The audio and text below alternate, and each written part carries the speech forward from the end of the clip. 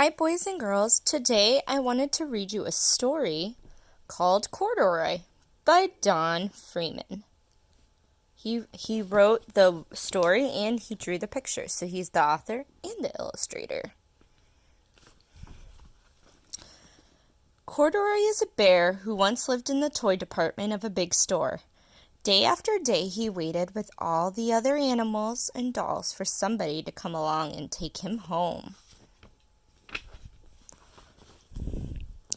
The store was always filled with shoppers buying all sorts of things, that no one ever seemed to want a small bear in green overalls. Then one morning a little girl stopped and looked straight into Corduroy's bright eyes.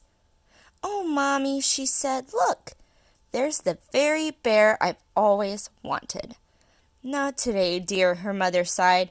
"I've spent too much already. Besides, he doesn't look new. He lost the button to one of his shoulder straps."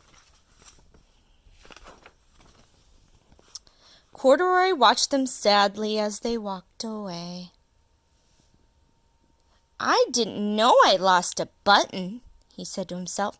"Tonight I'll go and see if I can find it."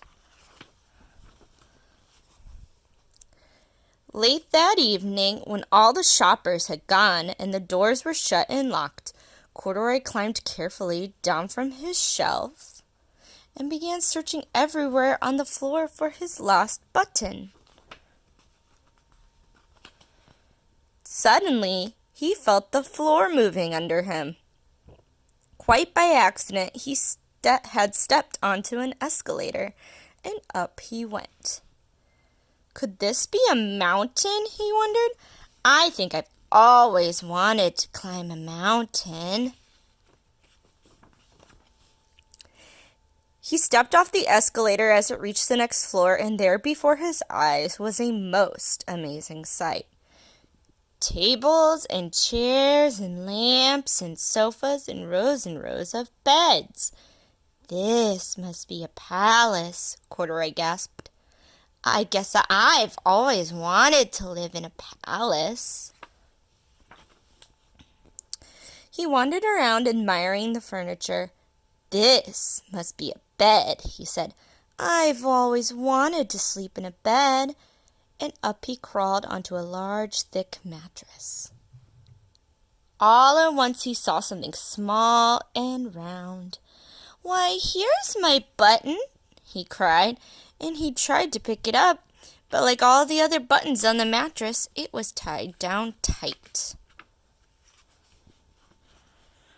He yanked and pulled and with both paws till it popped off. And came the button off the mattress. Corduroy toppled. Bang onto the tall floor lamp.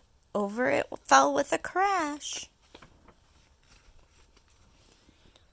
Corduroy didn't know it, but there was someone else awake in the store. The night watchman was going his rounds on the floor above.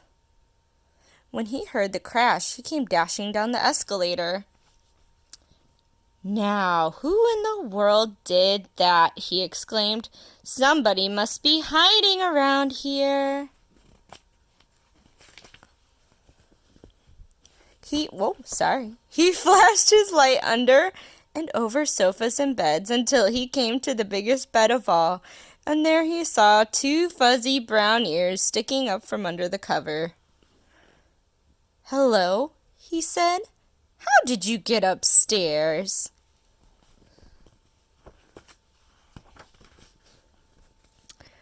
The watchman tucked Corduroy under his arm and carried him down the escalator and set him on the shelf in the toy department with the other animals and dolls. Corduroy was just waking up when the first customer came into the store in the morning, and there, looking at him with a wide, warm smile, was the same little girl he'd seen only the day before. "I'm Lisa," she said, "and you're going to be my very own bear. Last night I counted what I've saved in my piggy bank, and my mother said I could bring you home." Shall I put him in a box for you? The saleslady asked. Oh, no, thank you, Lisa answered, and she carried Corduroy home in her arms. She ran all the way up 4 flights of stairs into her family's apartment and straight to her own room. Corduroy blinked. There was a chair and a chest of drawers, and alongside them a girl-sized bed, so just the right size for him. The room was small, nothing like that enormous palace in the department store. This must be home, he said. I know I've always wanted a home. Oh, look, a little bed just for him. Lisa sat down with Corduroy on her lap and began to sew a button on his overalls. I like you the way you are, she said, but you'll be more comfortable with your shoulder strap fastened.